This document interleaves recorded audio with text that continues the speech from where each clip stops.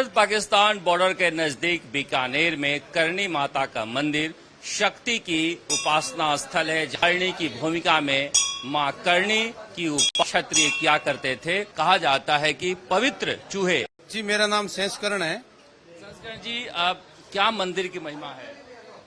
मंदिर की महिमा तो अब आप देख ही रहे हो, ये काबों की महिमा ही है। सबसे बड़ी महिमा तो यह माँ की यही है।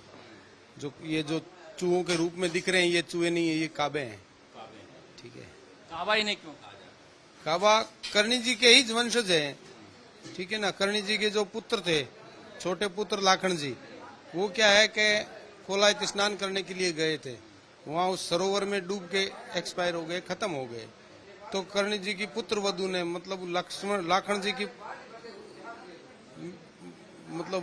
धर्म पत्नी ने माता जी को कहा कि भाई आप लोगों को जिंदा करते हैं, लोगों को दुख करते हैं, और आज आपका खुद का बेटा है, मेरे जो पति हैं वो आप स्वर्गलोक सिधार गए हैं, आप उनको लेके आओ। माता जी ने कहा ये विधि का विधान है बेटा, आप ऐसा जिद मत करो। उन्होंने जिद कर लिया। तो पता ही है त्रिहाट क्या होता है। तो फिर माता जी ने इसी गुफा में माता जी ने सह शरीर 151 साल माता जी खुद सह शरीर यहाँ तपस्या की थी। माता जी यहाँ रहे थे इसमें। तो इसी गुफा में अंदर बैठ के फिर ये उस गुफा का दरवाजा बंद करके धर्मराज जी के पास गए थे और धर्मराज जी को बोला कि भाई मैं अपना पुत्र वापस लेने के लिए आई हूँ। धर्मराज जी ने बोला माता जी ये तो सिस्टम ही बिगड़ जाएगा, उल्टा हो जाएगा। ऐसा तो विधि के विधान में ही नहीं है कि भाई यहाँ धर्मराज के यहाँ आया हुआ कोई वापस मृत्युलोक में जाए। तो करणी जी ने कहा भाई किसी की मान लेने के लिए भी आई है क्या आई तो नहीं है। तो मैं तो आई हूँ और मैं लेके जाऊंगी मेरा। तो फिर करणी जी ने अपने पुत्र को वापस जिंदा किया और यहाँ लेकर के आए। और धर्मराज से उसी दिन माता जी ने वादा किया कि मेरे जो वंशज हैं देपावत परिवार से हैं, वो आपके यहाँ नहीं आएंगे, मैं मेरी स्वर्ग नरक की व्यवस्था यहीं कर दूंगी। तो ये जो आपको दिख रहे हैं, ये दौड़ते घूमते फिरते ये जो काबे हैं, ये माता जी के ही वंशज हैं। और हम देपावत परिवार से जो खत्म होता है तो काबों के रूप में जन्म लेता है, और इनमें जो खत्म होता है फिर हमारे देपावत परिवार में जन्म लेता है। हमारा स्वर्ग नरक है जो यही है। आप कहीं पर भी देख रहे हो, कोई तो बिल्कुल अच्छे हैं, कोई माँ के चरणों में है, कोई यहाँ लड्डू खा रहे हैं, कोई बाहर भी घूम रहे हैं। तो अपनी अपनी जैसी करनी है। मेरी करनी अच्छी है तो मैं माता जी के चरणों में रहूंगा, या मेरी करनी बुरी है तो मैं कहीं पर भी रह सकता हूँ। मंदिर परिसर खूब बड़ा पड़ा है। तो जिसका जैसा सिस्टम है वैसा सिस्टम। करनी माता जैसी करनी वैसा सिस्टम। ये जो है दुनिया में जो कर्म करेगा वो भी इस माता के कर्म के अनुसार, जो सेवा के अनुसार है, वो उसका फल पाएगा।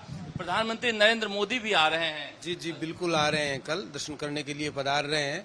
जो ऑपरेशन सिंदूर हुआ था और पाकिस्तान ने जिस तरह से आतंकवादियों ने कायराना हरकत की थी, अपने भारत की बहन बेटियों का सिंदूर उजाड़ा था, तो उसी ऑपरेशन का नाम ही मोदी जी ने सिंदूर रखा। और उसकी अपार सफलता के बाद माँ के दर्शन करने के लिए मोदी जी यहाँ पधार रहे हैं।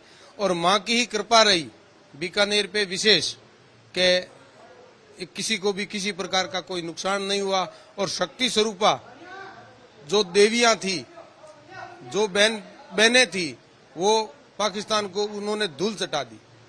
आपको पता ही है। तो प्रधानमंत्री नरेंद्र मोदी जी के लिए आप लोगों ने विशेष तैयारी कर रखी है? जी जी, बिल्कुल विशेष तैयारी है। हमारी तैयारी चल ही रही है। वैसे छोटा मोटा सफाई वगैरह का काम है वो करते ही हैं, और काम हो रहा है। बिल्कुल तैयारी है पूरी।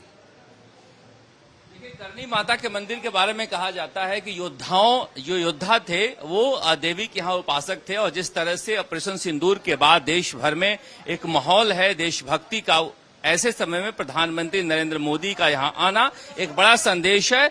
देवी माता की शक्ति के बारे में इसलिए कहा जा सकता है कि यमराज से उन्होंने जीवन को छीन लिया था, इतनी ज्यादा शक्ति है इनमें। और ये जो चूहे आप देख रहे हैं मेरे ऊपर भी घूम रहे हैं इस तरह से, ये दरअसल यहाँ पर पवित्र माने जाते हैं। एक सफेद चूहे की भी कहानी है यहाँ। सफेद चूहे की तो जो हमारे जो भाइयों में, हमारे परिवार में जो माता जी का परम भक्त होता है, उस पर विशेष कृपा होती है, वो सफेद काबे के रूप में जन्म लेता है और उसको हम शुभ मानते हैं। और जो ये काबे हैं, इनका झूठा जल, इनका झूठा प्रसाद खाने से असाध्य से असाध्य रोग तैयार होते हैं। लोग यात्री आते हैं, इनका झूठा है जो जल है जो लेके जाते हैं, जो किसी भी प्रकार की कोई बीमारी है, इन माता जी का नाम लेके ये जड़ है जो उनको बच्चों को जो भी बीमार हो उसको पिलाने से वो सारे रोग कट जाते हैं। देखिए ये अद्भुत चमत्कार है कि यहाँ पे जो चूहे रहते हैं ये इस प्रसाद में इस तरह से खाते रहते हैं। इन्हीं प्रसाद को खाने से माना जाता है कि असाध्य बीमारियां भी खत्म हो जाती है। यहाँ जो जल रखा हुआ है, जो जल चूहे पीते हैं, उस जल को अगर किसी को पिलाया जाए तो गंभीर बीमारी भी ठीक हो जाती है। ऐसा सैकड़ों सालों की मान्यता है ये। जी, सैकड़ों सालों की मान्यता क्या अभी भी है, लेटेस्ट भी है। हमारे यहाँ एक यात्री आते हैं जो भीलवाड़ा साइड से आते हैं, रबारी कास्ट से हैं।